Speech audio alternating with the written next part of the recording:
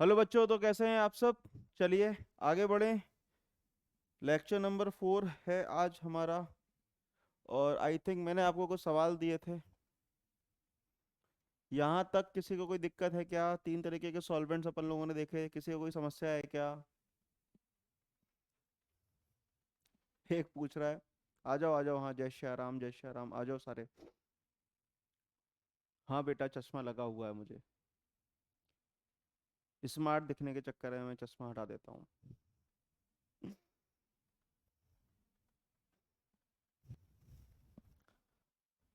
Thank you, thank you, वैसे भी। हाँ, ओके ओके ओके, हाँ हाँ, चश्मे में भी मैं स्मार्ट लगता हूँ, थैंक यू सो मच। आ जाओ भाई सारे लोग। हाँ, कॉन्ग्रेचुलेशन आप सबको भी, कॉन्ग्रेचुलेशन, बधाई हो, बधाई हो, बधाई हो, आप सबको भी कॉन्ग्रेचुलेशन। हम्म हम्म। हाँ, कोहली आउट हो गया था कल जल्दी। कोहली कल आउट हो गया था जल्दी, कोई बात नहीं, मैच है यार बेटा, मैच है। उसने बाकी मैचेस में अपना अच्छा काम किया है। बाकी लोगों ने को भी मौका मिलना चाहिए, उसने उस मैच में अच्छा काम किया, बाकी सारे मैचेस में उसने अच्छा परफॉर्मेंस दी है। हो जाता है कई बार यार। It's a game, it's a part of life. जरूरी नहीं है कि आपके हिसाब से हर बार काम हो, जो आप चाहते हो वो हो। You have to accept it और आगे बढ़ो। मूव ऑन करो चीज़ों से। वहीं स्टिक रहोगे तो समस्याएं बनी रहेंगी लाइफ में। समझ रहे हैं बात को? हम्म। ऑब्वियसली यार, हाँ। एक बंदा कह रहा है, बहुत अच्छी बात बोली उसने कि सर, बाकी जो प्लेयर्स हैं फिर उनका परफॉर्मेंस वाली बात आ जाती है। हाँ, सही बात है, मान लो, चलो वो आज अपने स्टार्टिंग वाले प्लेयर्स में रोहित शर्मा नहीं चला था, वो चल गया कल। तो ये टीम का गेम होता है, एक अकेले पर्सन का गेम नहीं होता है, इट्स अ टीम मैच। 11 लोग खेलते हैं तो उन पूरा 11 लोगों की जो मेहनत होती है उस गेम को जिताने में, उन सबका कंट्रीब्यूशन होता है। ऐसा नहीं है कि कोई सिंगल बंदा आकर के उस पूरे मैच को जिता देता है। स्ट्रेटजी में आप सब मिलकर के देखा होगा आप लोगों ने, जब टीम खड़ी खड़ी होती है आपस में तो कुछ ना कुछ प्लान करते रहते हैं। तो obviously it's not a single game कि एक अकेला बंदा आके खेल रहा है मैच और वही मैच जिता दे आकर के, वही बॉलिंग करे, वही फील्डिंग करे, वही बैटिंग करे, सब कुछ वही करे। ऐसा नहीं होता, सबको मिलजुल के गेम जिताते हैं। सबका कंट्रीब्यूशन मैटर करता है, कोच से लेकर के हम जो ऑडियंस हैं, फैन हैं, हम सबका जो उम्मीदें होती हैं, उस वजह से भी टीम जो है अच्छा परफॉर्मेंस देती है। उनकी फैमिली मेम्बर्स जो होते हैं, आपने देखा होगा, उनकी वाइफ्स होती हैं, वहाँ बच्चे बैठे हुए हैं उनके, तो वो सब उनको कहीं ना कहीं एक मोटिवेशन देते हैं जिससे वो अच्छा परफॉर्म करते हैं। तो लाइफ में आपके सराउंडिंग एटम में बहुत सारे लोग मिलेंगे आपको जो आपको सपोर्ट करेंगे, तो आपको चूज करना है कि कौन आपको अच्छे से सपोर्ट कर रहा है। बात समझ में आ रही है? आइए, तो यहाँ तक अपन आ गए थे। कुछ क्वेश्चंस मैंने आपको दिए थे जिसमें आपको इलेक्ट्रोफाइल न्यूक्लियोफाइल को पहचानना था। मुझे उम्मीद है कि आप सबने ये क्वेश्चंस आराम से कर लिए होंगे।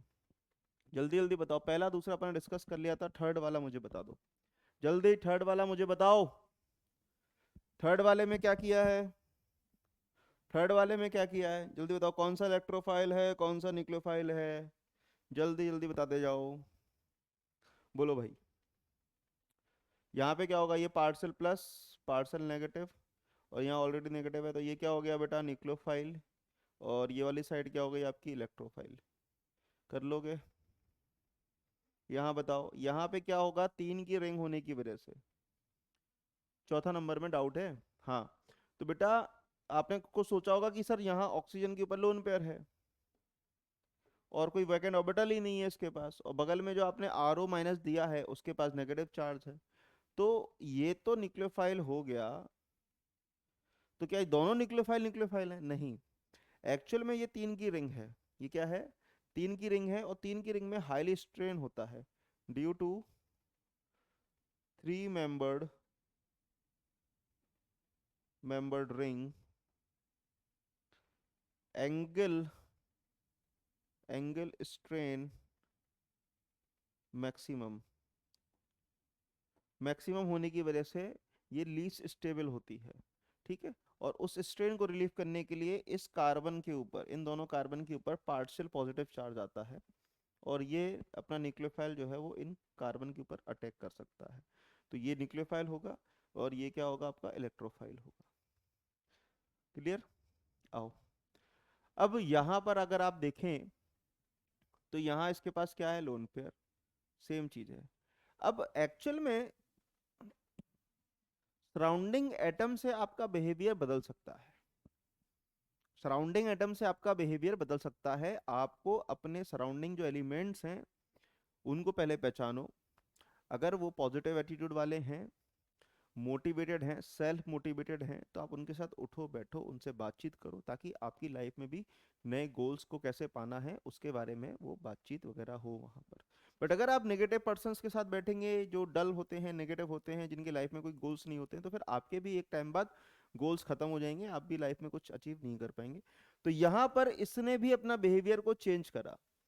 यहाँ पे देने वाला न्यूक्लियोफाइल पड़ा हुआ था, स्ट्रेन को रिलीव करने का इसके पास ऑप्शन था, तो उसने इससे कहा कि चल भाई मुझे लोन पे डोनेट कर, मैं अपने स्ट्रेन को भी रिलीव करूंगा और अपनी एक रिएक्शन क्रिएट हो जाएगी।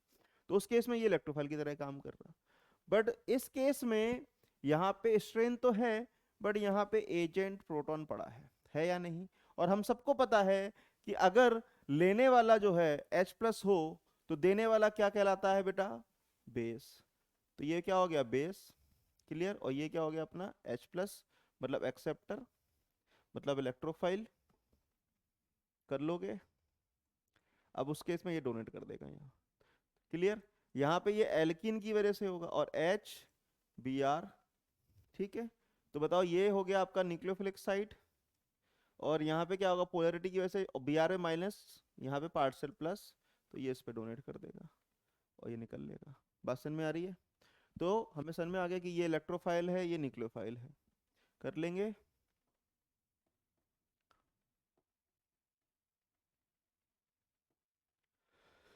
तो ये हो गया आपका न्यूक्लियोफाइल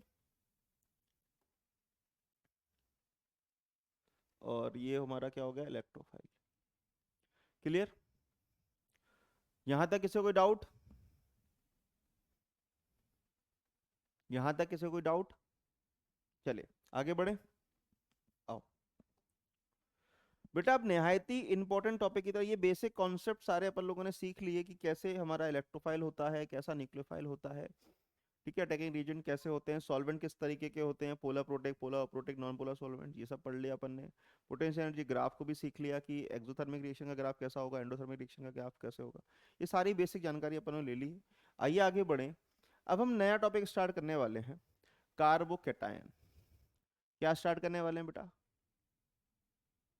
कार्बोकैटायन। बहुत ही शानदार और बहुत ही मजेदार टॉपिक है।